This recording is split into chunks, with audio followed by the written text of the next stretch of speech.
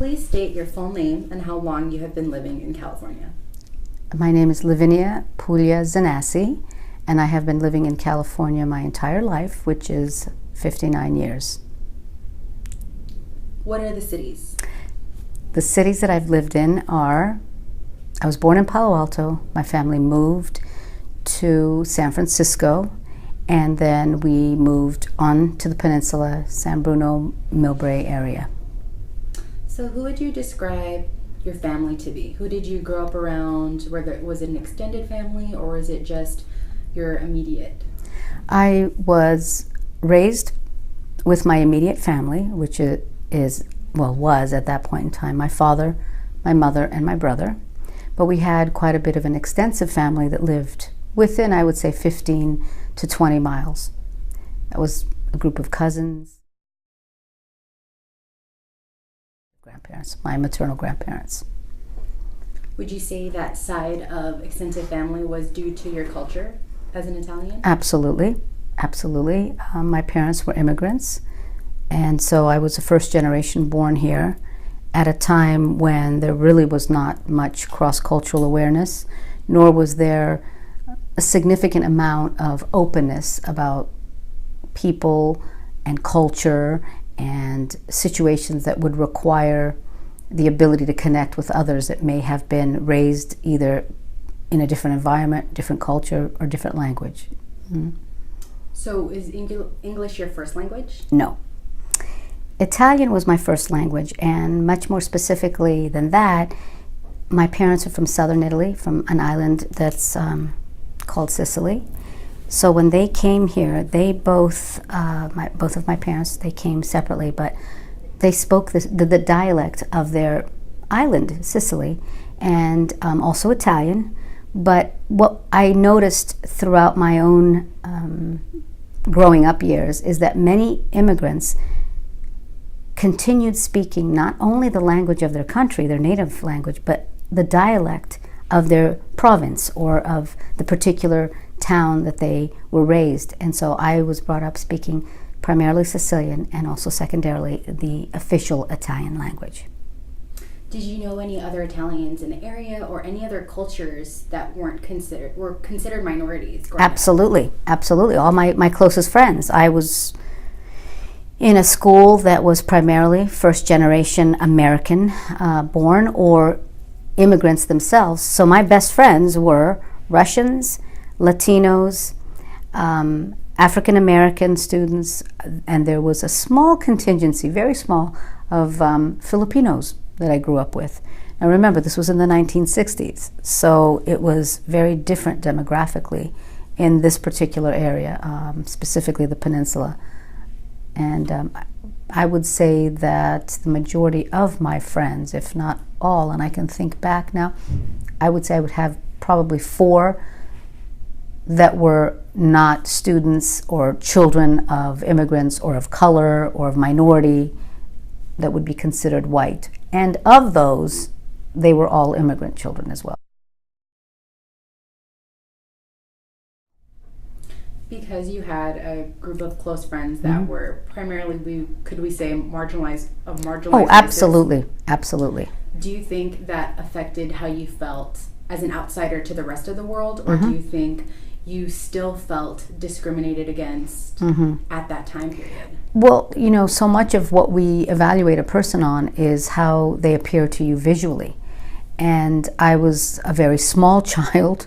I was considered maybe what you would say petite, but I was significantly shorter than the majority of the children I went to school with. I had an accent when I started school, again, because Italian was my first language. And I interacted most comfortably with children that had the second language, I guess, also, that I felt they knew, they understood. And we had our broken English conversations, and we all were also placed in classes to minimize our accents. And I had a particular, I guess it could be about 2 years worth, where they gave me lessons to stop rolling my R's and to make sure that I would stop at the end of a word and not to add, as Italians tend to, that extra syllable. So I did feel much more comfortable with young children that understood the fact that speaking English was not something that came naturally to us, that our understanding of the world was through the lens of our own immigrant parents, who many times were struggling for work, for acceptance. But to go back to my original point, I may have appeared to be more like someone of the majority, but my actual philosophies, my understanding of the world, even my basic ability to fit in was not certainly of the majority. So I always felt that I didn't fit, even though I could. In some ways, people would say, "Oh, but you look like everyone else." And that added another level of, I think we could say, dysfunction maybe to a childhood. Complication, absolutely. Because I appeared as if I fit in, but I was very much restricted in my own way of comprehending the American way, because that was not what I was being taught. So, because you mentioned that you happen to look like the majority, and though you hung out with a minority, and that's where you truly felt you fit in. Yes. Did you ever come across any particular discrimination for you? Absolutely. In fact, many times people would say to me, "You talk funny and you look kind of different. What are you? And who do you think you are?"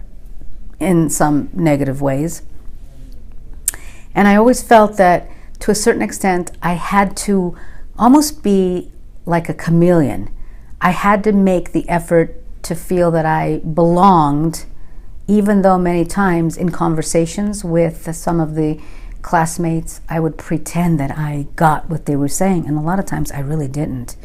There were a lot of situations where we would have maybe games, or we would have exchanging of lunches. Was really interesting because I was really not familiar with peanut butter and jelly. I didn't even know what bologna was. It sounds crazy, but I would have my Italian food that I'd bring. And back then, it wasn't like it is now where people say, "Wow, what are you eating? That looks great. I went to this Chinese restaurant. I went to this Indian restaurant." People were, peanut butter and jelly, bologna. Sometimes interesting, there was a few kids that had just plain, and I'll never forget this, it was so odd to me, mayonnaise sandwiches, nothing else but mayonnaise. And I remember going home and telling my mother that these kids had mayonnaise, and she says, "Well, that must be something American, because I don't know about that. You usually have to put, mortadella or coppa or salami in the sandwich." So it was just really interesting how I would internalize some of these things and not necessarily share them with anyone later on. I would just say, "Oh, that's something that I will learn about and I'll be able to fit in." But I did certainly identify with my, I would say, bicultural friends far more. We would use little words. For example, a lot of my Latino friends, they would tell me their Spanish equivalent to my Italian, and then we felt so good that we got it, and we felt, I'm validated by this person. And then go home and be in my Italian world. So there was a lot of ways where you really were just a chameleon, but you just had to feel like a puzzle piece as a first generation American with highly cultured Italian family and even other friends. And much of what I felt connected with in terms of my other, let's say, immigrant student friends, is that they were not allowed to do a lot of the things that my American contemporaries were, as was I not allowed. Sleepovers, spending an extensive amount of time out. I had to be home right after school. Academics was of a priority. When it came time to, for example, do anything that had to do with staying at a friend's house, I had to give very explicit explanations to my parents, where I was, who the parents were, how far they lived, when I was going to be either picked up or taken back home, or did my parents have to pick me up. And so a lot of times, in order to avoid that entire sort of litany of what I had to do with whom and when, I would many times just tell my friends, "I can't come." I didn't want my friends to think that I was being scrutinized and watched over by my parents, but at the same time, you know, you're a child and you want to do these things. And it was hard, I have to say. I remember always having this duality. You know, I have to be a certain way at home, which I understood, and it was very clear, but that I did not really fit in the American mold of, you know, dating was a whole other thing. But even prior to that, just as a child, so many of my friends had sleepovers. I was not allowed. Once I went. And that's a story for another time, because it's another 45-minute video in and of itself.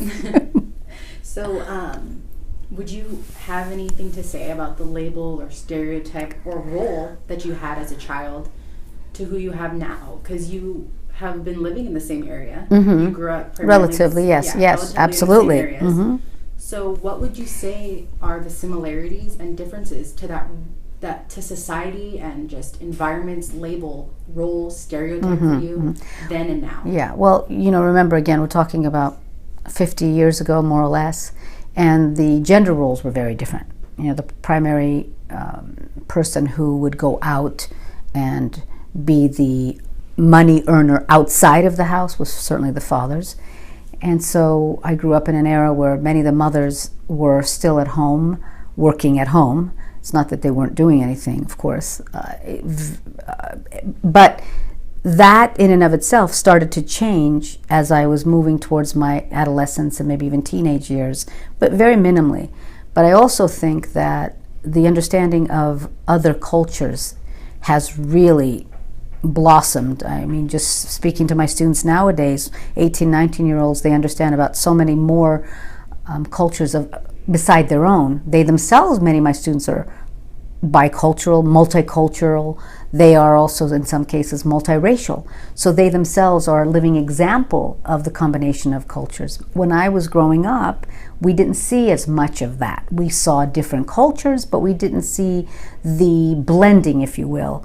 And so that I see as a significant difference. I also was interesting, I was thinking about this just recently, that you couldn't be as, at least I didn't feel, that I could be as open about the way that I saw the world from my perspective of being raised by people that were not of this country but had to come here for a better life, and yet finding that their life was just as hard, if not harder, because they did not have the connection to extended families as they did maybe back home, or to have a sense of rootedness.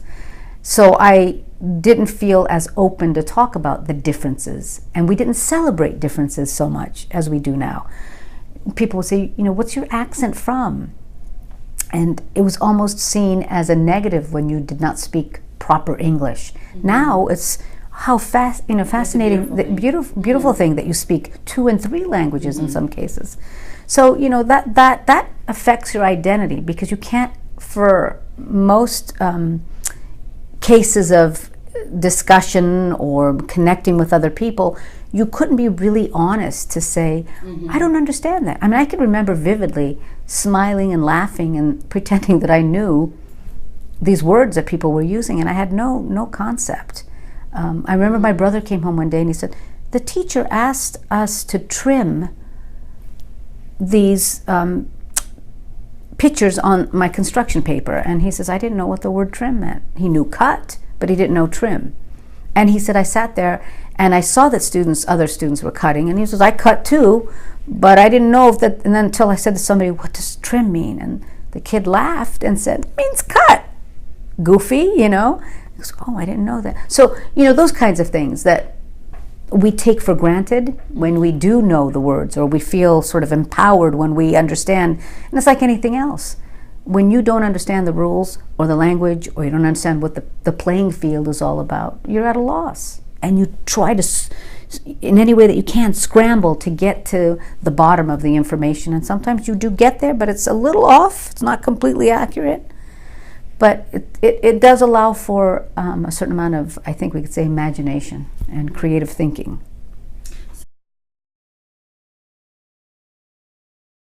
I think, though, another interesting point that they would have maybe pointed out to me would be that, you know, every generation has its sort of discriminatory issues. And back then it was if you didn't speak the way everyone else spoke, and if you came from a different country, you may have been considered less than intelligent because the same dynamic that I see now currently. You can have a bachelor's, a master's, or a PhD from another country, but if you have an accent or you can't explain yourself clearly, people assume that you're less than.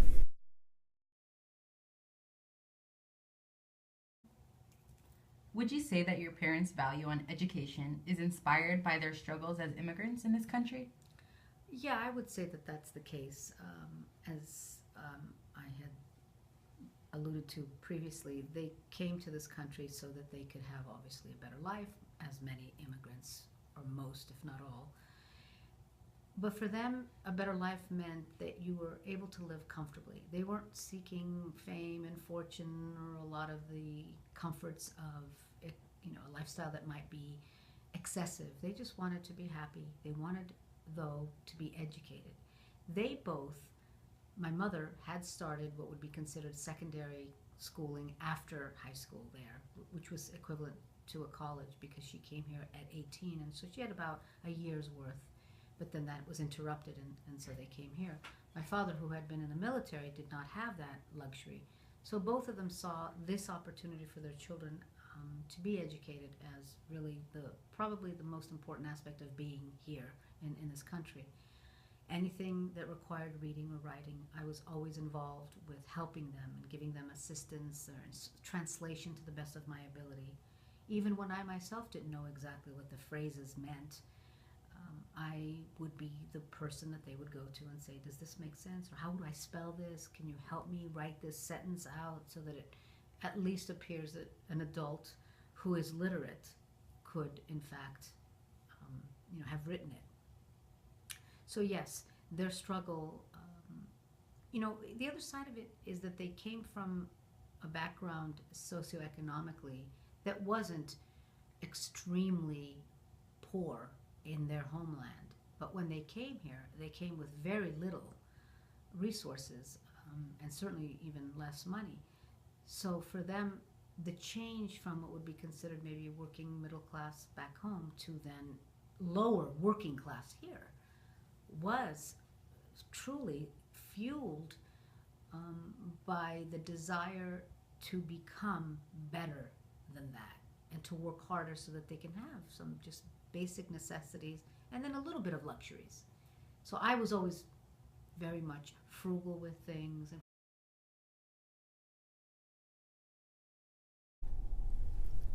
So for example, when my parents had made the decision to purchase a house, it was when they first moved out of the city into the suburbs.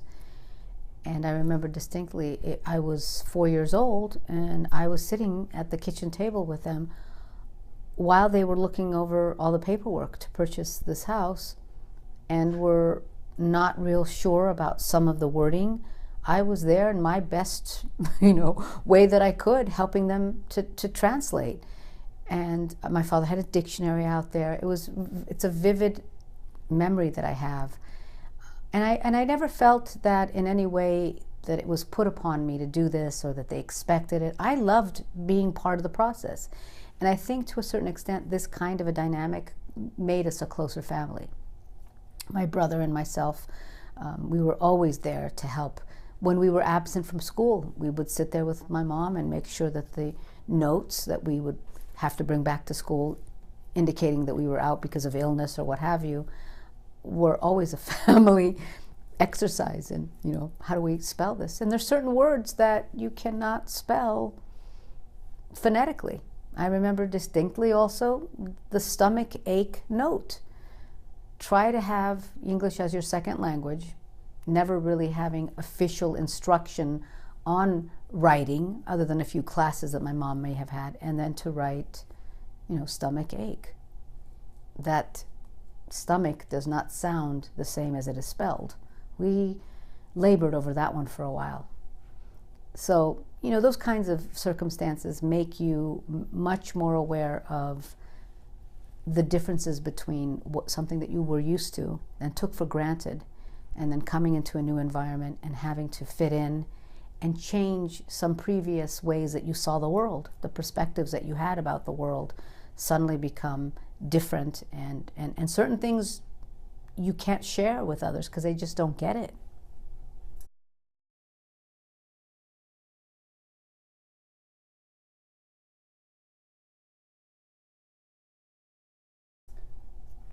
Did it happen often that your parents or your father would separate your Italian culture from being very family oriented and saying, or maybe even negatively saying, that Americans had different values?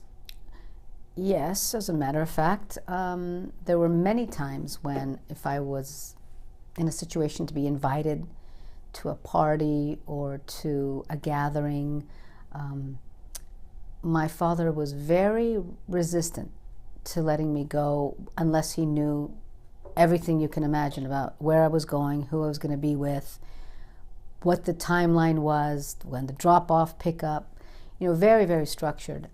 I remember also when he would drop me off at school. All the other parents would take the children. We walked most of the time, but when my dad would take us with his truck, he would drop us off and wait until we walked across the entire schoolyard into the building. And it used to just completely mortify me because all my other friends, the parents would just drop them off, make sure they made it into the gate of the schoolyard, but then left. And there was quite a bit of a distance to walk between the gate and the front doors to the school. And I would be just beside myself as I'd walk, and I'd kind of peek over my shoulder, and there he was waiting and waving, and I was, oh my goodness. And it's interesting because as much as I disliked it at that point in time in my life and wished him away to move, sometimes I'd even quickly go around a corner and just wait until he'd drive away because he would think that I was in the building, but I was actually still in the yard, but he couldn't see me the way that I kind of snuck around the corner.